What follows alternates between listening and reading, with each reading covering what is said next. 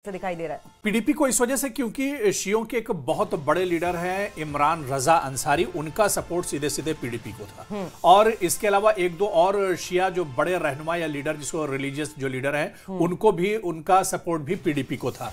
तो कहीं ना कहीं आगा रूहुल्लाह जो खुद में एक बहुत बड़े रिलीजियस लीडर हैं, सैयद आगा सैयद मुंतजिर उनके रिश्तेदारों में आते हैं। अगर आगा रूहुल्लाह को ने कैंपेन नहीं किया था और उनका जो वोट था वो सीधे सीधे डाइवर्ट हुआ आगा सैयद मुंतजिर को, यानी पीडीपी को। उसके बाद आगा इमरान रजा अंसारी का जो वोट है वो वोट काफी ज्यादा, क्योंकि वो भी एक बड़ा चेहरा है इमरान रजा अंसारी। और इसी तरह से दूसरे और जो लीडर्स हैं, हकीम यासीन का यहां तक कहा जा रहा था कि उनका जो सपोर्ट है वो भी पीडीपी को कहीं ना कहीं मिला है। तो कुल मिलाकर कई ऐसे फैक्टर्स हैं जो हमें दिख रहे हैं और कई ऐसे फैक्टर हैं जो दिख नहीं रहे हैं, और वो सीधे सीधे उसका फायदा पीडीपी को होता जाता दिखाई दे रहा है। लेकिन जिस तरीके से बड़गांव में हमने देखा था कि 2 दिन से लगभग 2.5 दिन कह लीजिए, मुख्यमंत्री उमर अब्दुल्ला खुद वहां पर मौजूद थे। क्या चाहते थे? ठीक है, ये बड़ी खबर सामने आ रही है, हम रुक करेंगे दोबारा इस चर्चा का। लेकिन बड़ी खबर, बड़गाम के नतीजों पर पीडीपी प्रमुख महबूबा मुफ्ती का बयान सामने आया है। और क्या कह रही है महबूबा मुफ्ती? महबूबा मुफ्ती कह रही है बड़गाम के लोगों को सलाम कन्वे करना चाह रही है महबूबा मुफ्ती। उन्होंने कहा है कि बड़गाम के नतीजों पर अब पहले से ही हमने भरोसा जताया था बड़गाम की जनता पर। उन्होंने कहा कि बड़गाम के लोगों को मेरा सलाम है।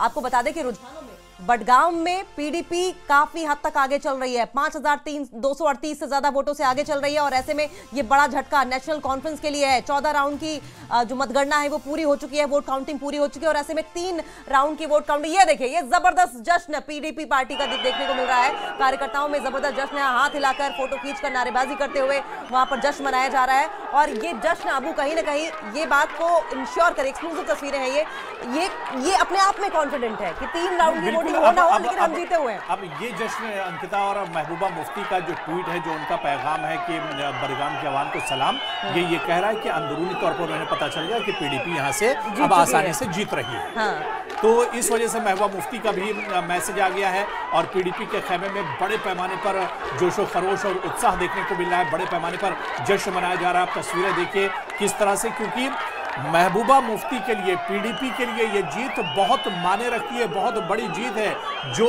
पीडीपी कभी जम्मू कश्मीर में जिसकी सरकार हुआ करती थी, वो 2024 के चुनाव में अंकिता आपको याद होगा 3 सीटों पर सिमट कर रह गई थी। और अब सबसे बड़ी बात ये आप देखें कि ये उस सीट पर जीत रहे हैं अबू, जो सीट जम्मू कश्मीर के मुख्यमंत्री जो है नेशनल कॉन्फ्रेंस की रही है। और यहां से मुख्यमंत्री उमर अब्दुल्ला जीतकर गए थे और उसके बाद दोबारा उस सीट पर वो जीत दोहरा नहीं पा रहे हैं। उस सीट पर पीडीपी जीत हासिल कर रही है। ये बहुत बड़ा मैसेज सिर्फ जम्मू कश्मीर की सियासत को नहीं है, नेशनल कॉन्फ्रेंस पार्टी को है, और बहुत बड़ा मोरल बूस्टर पीडीपी कार्यकर्ताओं, नेताओं के लिए भी है। बिल्कुल जाहिर सी बात है कि ये जश्न ऐसे ही नहीं, ये खुशी ऐसे ही नहीं, बल्कि इसके पीछे बहुत कुछ दांव पर लगा था। और अब ये तस्वीर एक तरह से क्लियर हो रही है कि बड़गाम में पीडीपी जीत रही है, क्योंकि 14 राउंड मुकम्मल हो चुके हैं। 5200 से ज्यादा वोटों से पीडीपी उम्मीदवार आगा सैयद मुंतजिर बढ़त बनाए हुए हैं। और ऐसे में अब 3 राउंड की काउंटिंग और बची है। 3 राउंड में तस्वीर एक तरह से साफ हो जाएगी। लेकिन अब यहां से जो इशारा मिल रहा है महबूबा मुफ्ती का, चाहे मैसेज आना हो या फिर पीडीपी के खेमे में जश्न का माहौल हो, ये बता रहा है कि यहां से पीडीपी जीत रही है। यानी नेशनल कॉन्फ्रेंस के लिए नगरोटा के बाद अब बड़गाम में भी बड़ा झटका, बल्कि बड़गाम का झटका इसके पीछे बहुत से इसके माने निकाले जा सकते हैं। जम्मू कश्मीर की सियासत पर इसका असर पड़ सकता है। आगा रूहुल्लाह का कद यहां से बढ़ सकता है। कई ऐसे फैक्टर हैं जिन पर एक लंबी चर्चा आने वाले दिनों में अंकिता हो सकती है। और बयानबाजियों की अगर बात करें तो, क्योंकि हम फैक्टर्स की बात कर रहे थे कि आगा रूहुल्लाह कितना इंपॉर्टेंट फैक्टर है, और आगा रूहुल्लाह को लेकर चाहे मुख्यमंत्री उमर अब्दुल्ला की बात की जाए, चाहे सकीना इत्तू की बात कर ली जाए, या फिर डिप्टी सीएम की बात कर ली जाए, जो बयानबाजी थी, जिस तरीके के रिमार्क्स सामने आए थे, जिसका जिक्र अभी रविंद्र रैना भी कर रहे थे थोड़ी देर पहले कि कौन आगा, क्या लगता है कि ये छोटी छोटी ऐसी चीजें हैं जिन्होंने डेंट किया होगा और सीधा फायदा बीडीपी को पहुंचाया होगा? बिल्कुल जाहिर सी बात है कि जिस तरह से सिर्फ बड़गाम ही नहीं, आने वाले दिनों में आप देखिए कि अगर यहाँ से नेशनल कॉन्फ्रेंस हारती है तो बड़गाम और उसके आसपास की जो हलके हैं, जो वहाँ से असेंबली के सेगमेंट्स हैं वहां पर एक बड़ा नुकसान नेशनल कॉन्फ्रेंस को एक तरह से उठाना पड़ सकता है। और ऐसे में कहीं ना कहीं अब अगर यहाँ से नेशनल कॉन्फ्रेंस हारती है तो मंथन और गौर फिक्र का दौर भी शुरू होगा। क्या नेशनल कॉन्फ्रेंस आगा रूहुल्लाह को मनाएगी या आगा रूहुल्लाह और उमर अब्दुल्ला के बीच की जो दूरी है क्या इस हार के बाद उस पर भी एक तरह से बातचीत होगी, ये देखना भी बहुत अहम एक तरह से होगा। एक कहावत याद आ रही, हिंदी की कहावत है कि अब पछताए होत क्या जब चिड़िया चुग गई खेत। आगा रूहुल्लाह को जहां तक मनाने का सवाल है, अगर मनाना था तो सब बहुत पहले मनाते, उसका असर हो सकता है रिफ्लेक्ट करता भी, लेकिन अगर अब मनाने की बात आती है थोड़ी सी बेमानी सी बात जरूर लगती है ये कि अब मनाकर फायदा क्या। लेकिन जाहिर है मनन मंथन तो होगा ही कि ये इतनी बड़ी सीट थी, पारंपरिक सीट थी, हॉट सीट थी, सेंसिटिव सीट भी हो गई थी एक तरीके से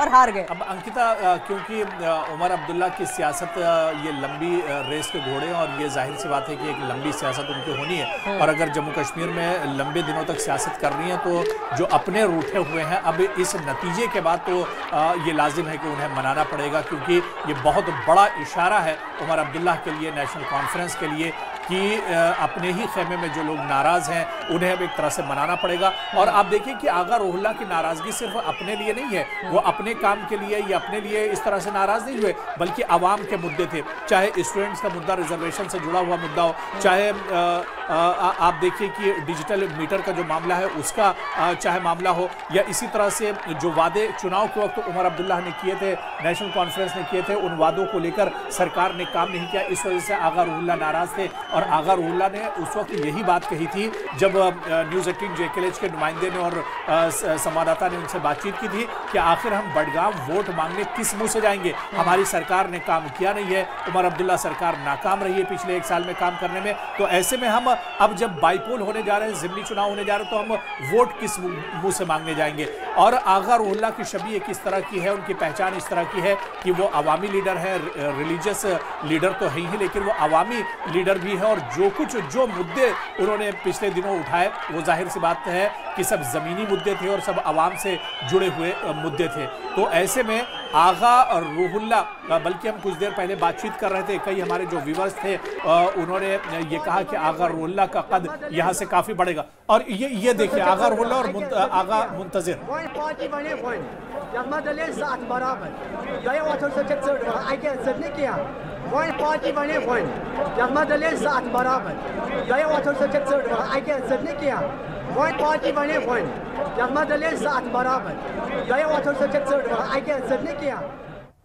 अब देखिए कश्मीरी तो हम लोग अंकिता नहीं समझ सकते, लेकिन इतना जरूर है कि पीडीपी के उम्मीदवार आगा सैयद मुंतजिर और आगा रूहुल्लाह इस तस्वीर में, इस फ्रेम में दोनों हैं और दोनों रिलेटिव भी हैं, रिश्तेदार भी हैं। हाँ। आगा रूहुल्लाह का नाराज होना कहीं ना कहीं ये नाराजगी आगा सैयद मुंतजिर के लिए फायदेमंद एक तरह से साबित हुई। और मुदस्सिर कादरी हमारे नुमाइंदे लगातार हमारे साथ जुड़े हुए। मुदस्सिर, 14 राउंड पूरे हो चुके हैं, टोटल कितने राउंड हैं, अभी कितनी जो काउंटिंग है वो होनी बाकी है, और 5000 से ज्यादा की जो लीड है आगा सैयद मुंतजिर की, इस पर क्या कुछ कहना चाहेंगे? क्या तस्वीर यहां से ये मानकर चला जाए साफ हो गई या अभी और इंतजार करना पड़ेगा?